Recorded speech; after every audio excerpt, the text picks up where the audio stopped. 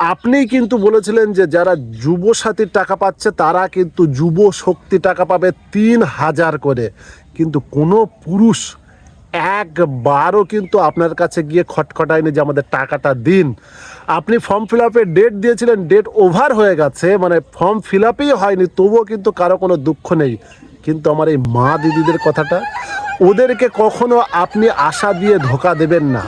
আপনি কিন্তু এই ৩-৪ মাস ধরে ওদেরকে ধোকা দিচ্ছেন এক হিসাবে।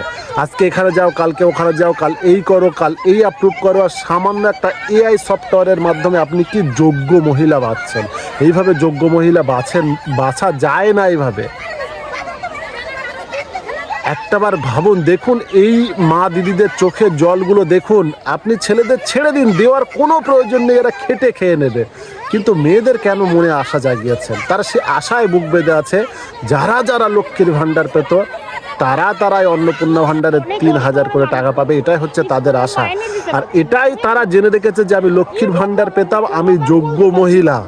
আপনি এখন আর যোগ্য বাছতে আসবেন না। আর যোগ্য বাছার মানে পদ্ধতি কিন্তু সম্পূর্ণ ভুল। আপনি ভুলভাবে যোগ্য বাছছেন এআই সফটওয়্যারের মাধ্যমে, যেটা ২৭ লাখ ভোটারের নাম যেভাবে বাদ দিয়েছেন সেইভাবেও কিন্তু এখানে মহিলাদের নাম আপনি বাদ দিচ্ছেন। সামান্যতম ত্রুটি বা কোনো কিছুর কারণে কোনো কিছু দেখছেন না, কিভাবে এআই সফটওয়্যারের মাধ্যমে আপনারা এটা করছেন। আপনারা ভেরিফিকেশন করেছেন যারা আইসিডিএস কর্মী তাদেরকে দিয়ে, যারা অঙ্গনারী কর্মী তাদেরকে দিয়ে, তারা কিন্তু প্রত্যেকটা সঠিকভাবে আপলোড করেছে। আপলোড করার পর অ্যাপ্রুভ দেখিয়েছে।